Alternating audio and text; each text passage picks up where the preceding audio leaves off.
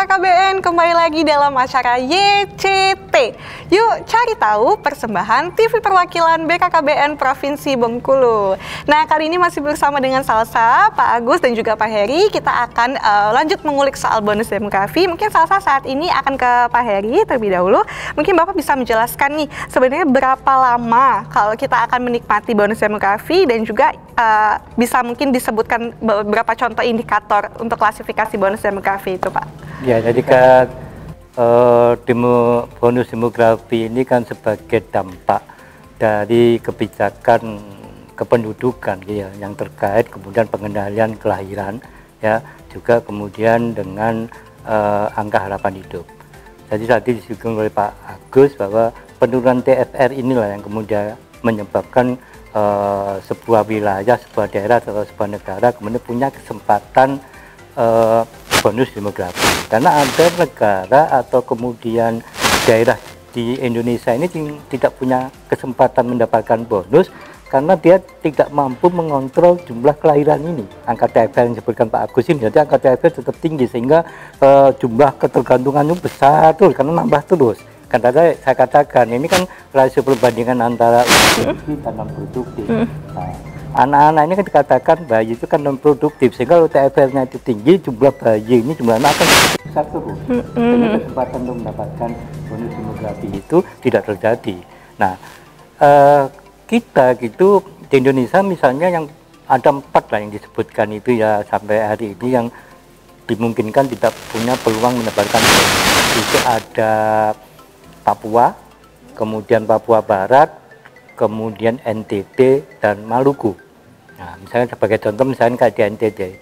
Di NTT itu sampai sekarang itu TFR-nya 3,8. Padahal secara rata-rata nasional itu 2,3 gitu ya. Bengkulu lebih bagus lah 2,1.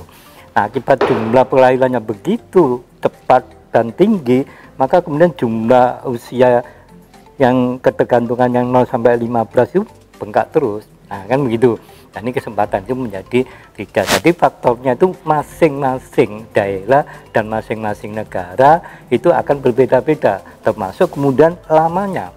Misalnya saya bandingkan contoh di Indonesia ini mulai masuk bonus demografi tahun 2020 sampai 2035 dan puncaknya nanti di tahun 2026-2028. Tapi Bengkulu ini 2012 ya sudah masuk bonus demografi. Karena apa? Karena TFR Bengkulu itu selalu di bawah rata-rata nasional. Jadi Bengkulu kontrol atau udah bisa curi start ya, Pak. Pengontrol penduduknya itu bagus sehingga dia masuk lebih cepat dan kemudian tidak terlalu lama. Itu kan ya, sampai 2030 itu sudah mulai naik lagi. Jadi Bengkulu punya kesempatan itu sebenarnya 2012 sampai 2030 dan puncaknya di 2028, 2027, 2026 itu.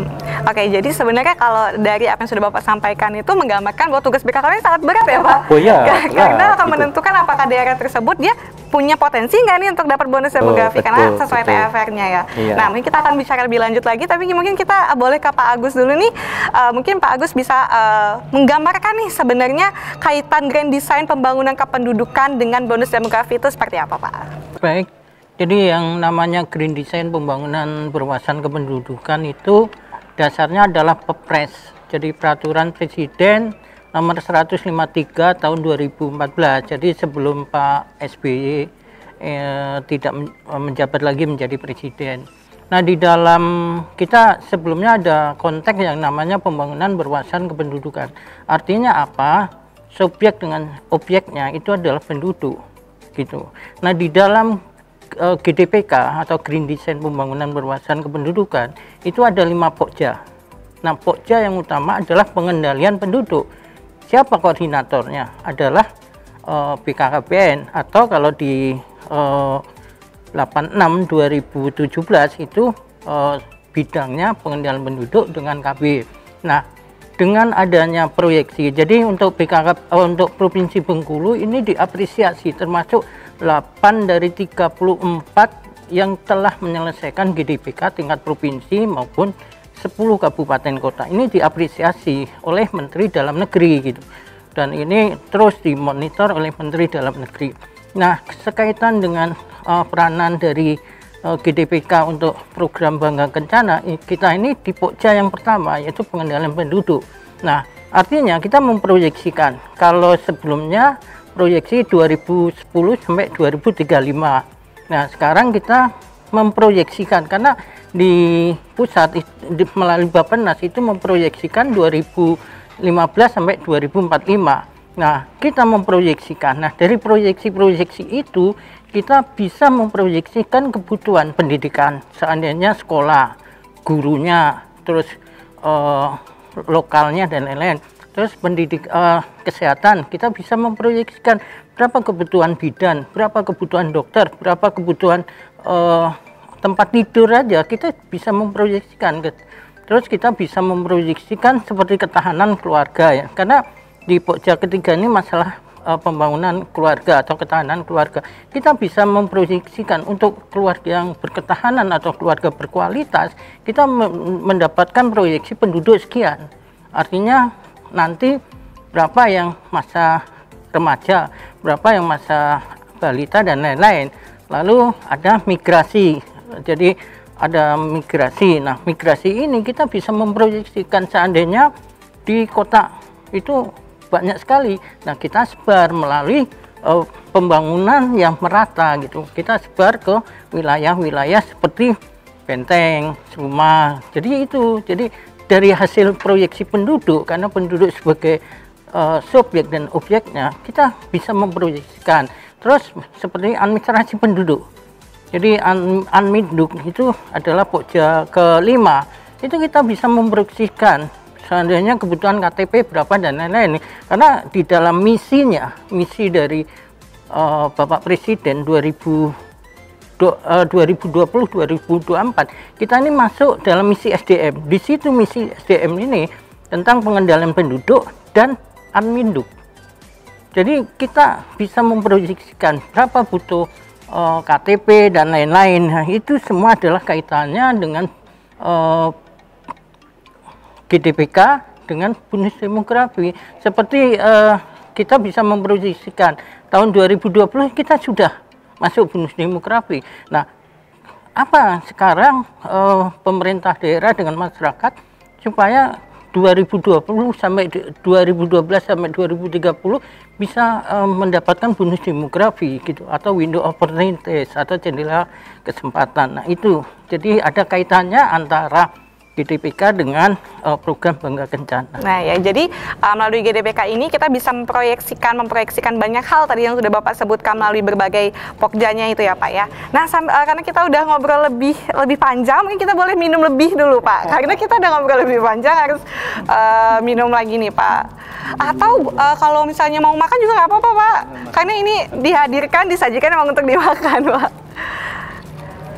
Oh iya. Aduh, kayaknya saya harus bawa nih ya. Gimana? Enak Pak? Manis. Manis ya. 1 sampai 10 deh Pak, kalau mau direview berapa nih Pak? 1 sampai 10. Apanya? Rasanya. Ya masih 6 lah. Aduh, jangan dong Pak. Tapi kalau 6, kalau untuk kategori ini udah enak lah ya Pak ya. Iya. 6 ya.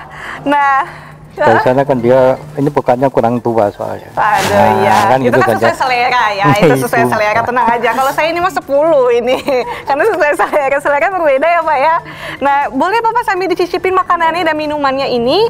Dan ini juga salah satu minuman dan juga makanan yang best seller yang ada di Mercure Hotel Bengkulu ini. Ini ada cheese quesadillas, ini namanya Pak. Terus ini juga ada pisang goreng madu. Ini aja lucu banget nih namanya, ini sesuai dengan kecamatannya. Namanya Kecamatan Ratu Samban. Ada jus alpukat dan juga ada coffee latte. Jadi buat kalian yang ngiler, mungkin yang nonton tayangan ini bisa langsung datang untuk staycation bersama keluarga ataupun teman-teman di Mercure Hotel Bengkulu. Nah, sambil kita minum, Sasa juga punya tips nih Pak untuk sahabat BKKBN semuanya di rumah. Terkhusus ini tipsnya untuk siswa dan juga mahasiswa yang mungkin semangat belajarnya menurun nih semenjak pandemi karena kita belajarnya daring. Mungkin Bapak juga dosen ya Pak ya, merasakan hal yang demikian. Betul. Iya betul ya, saya juga sebagai mahasiswa mungkin sedikit merasakan hal demikian. Ini makanya Salsa mau ngasih tips nih tentang tips belajar daring agar tetap efektif di masa pandemi. Dan tips ini kami kutip dari kompasiana.com. Nah, adapun tips yang pertama itu tetap mengatur waktu pembelajaran dengan baik. Karena dalam masa daring ini mungkin kita sebagai siswa dan juga sebagai mahasiswa tuh dituntut untuk belajar secara mandiri. Jadi kalau kita sudah tidak diawasi lagi nih oleh Bapak Ibu dosennya, sehingga kita harus mengatur waktu belajar dengan baik agar tidak kebablasan ya Pak ya. Mungkin tips yang kedua ada mempersiapkan alat atau teknologi pembelajaran. Nah, setelah alatnya disiapkan, mungkin kita juga harus pandai-pandai untuk mengoperasikan teknologi tersebut biar kita nggak kudet gitu. Berarti kita juga bisa mengikuti perkembangan zaman karena medianya sudah banyak ya sekarang ya, bisa pakai Zoom atau bisa Google Meet dan juga sebagainya. Nah, boleh sambil diminum Bapak kalau misalnya ini, karena kita masih akan lanjut ngobrol lagi. Dan selanjutnya ada tips yang terakhir nih buat teman-teman semuanya, yaitu ada tetap menjaga komunikasi dengan guru dan juga teman sekelas. Ini nih yang biasanya menjadi permasalahan kalau udah belajar daring, kita tuh agak cenderung lebih malas untuk ngasih feedback atau bertanya ke dosen ataupun ke gurunya. Itu banyak sekali terjadi gitu. Nah, untuk tetap memahami materi pembelajaran, maka penting sekali untuk kita tetap menjaga komunikasi dengan guru dan dosen dengan cara memberikan pertanyaan mungkin untuk materi-materi yang kurang jelas. Nah, itu dia tadi beberapa tips untuk tetap semangat dan juga untuk tetap belajar secara efektif di masa pandemi. Dan habis ini kita akan ngobrol lebih lanjut dan akan mengulas lagi soal bonus demografi, apakah akan menjadi bonus demografi atau akan menjadi petaka demografi. Tapi jangan kemana-mana karena iklannya nih udah numpuk ya Pak ya.